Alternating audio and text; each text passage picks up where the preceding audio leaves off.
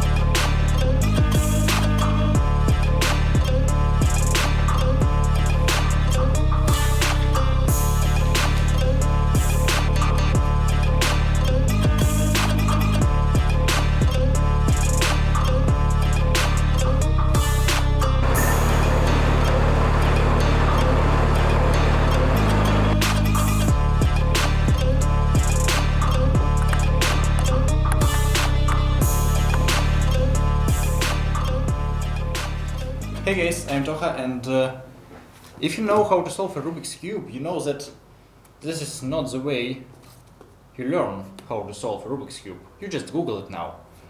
And honestly, I know how to solve a Rubik's Cube, this one and several more types, because several years ago I was really keen on collecting Rubik's Cubes, and these are not the only ones I have. Let me show you. Here is a box of my Rubik's Cubes. It says Rubik's Cube in Russian.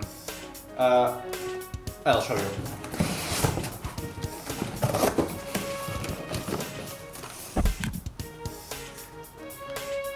Here are really a lot, maybe not. Here are about 60, I suppose, maybe a little more.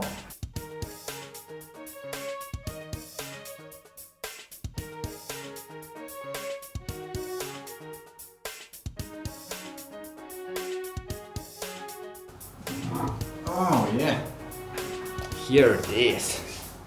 This guy is called Megaminx.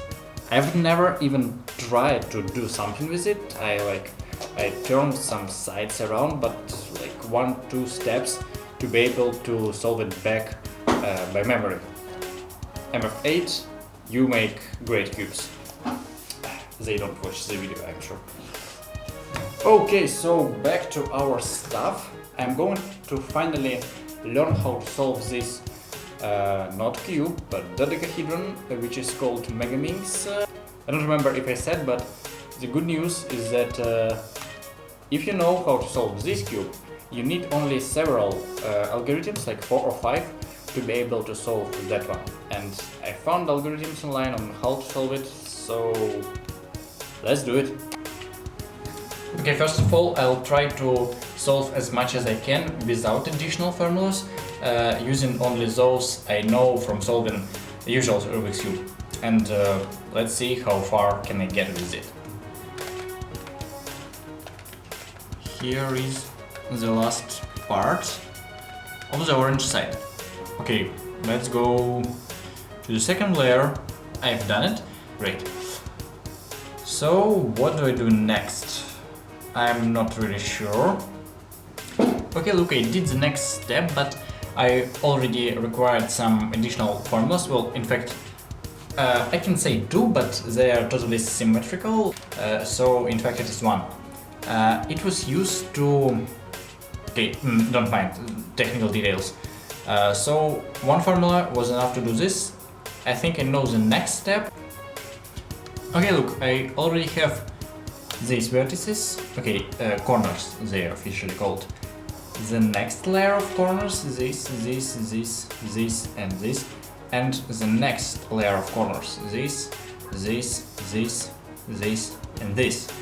I'll try to build this prelast belt with using only that classical formula for Rubik's Cube. Yeah, it actually works. I'm still left to fix this one. It is should be rotated to 180, so I just do what I always do in the situations with simple Rubik's Cube. Simple moves, and here we go one more time, and it is in place. So it works exactly like the same Rubik's Cube, like usual Rubik's Cube. So now I'm left with the top side, and here I absolutely don't know what to do and how to fix it. So now I dive into new formulas.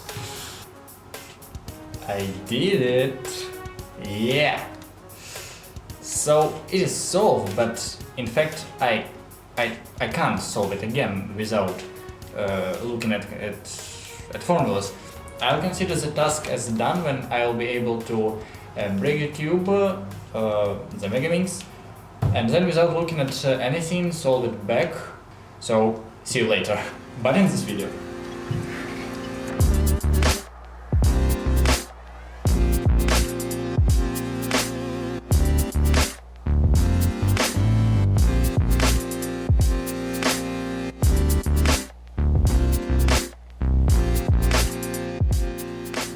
So guys, after several days I can finally say that I learned how to solve it without looking at any formulas or anything else. So here is my computer, I'm closing it, nothing else to where I can look at formulas, so nothing except for my mind. I'll start with scrambling it. I remember the word. The cube is scrambled when it turned from this state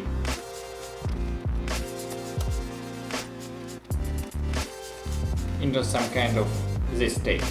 So, oh yes, and I wanted to set timer, so we start now, it just will stay there. The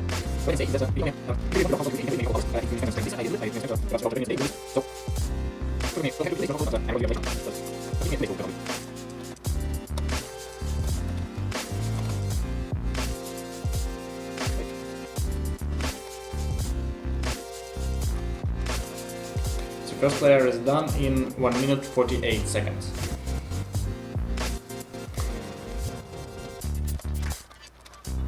The total time for the second layer is 2 minutes 45 seconds.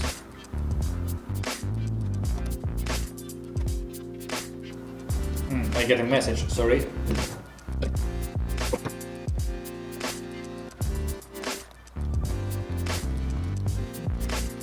Okay, the third layer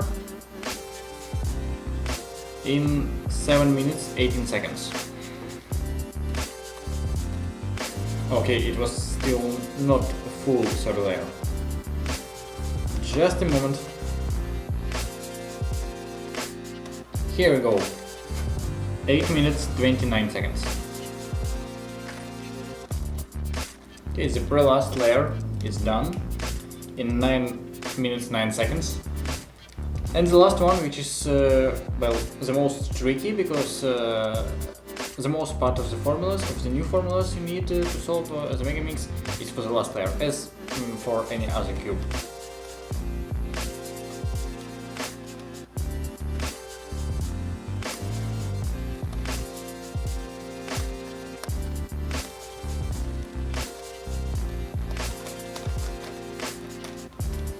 And the final move.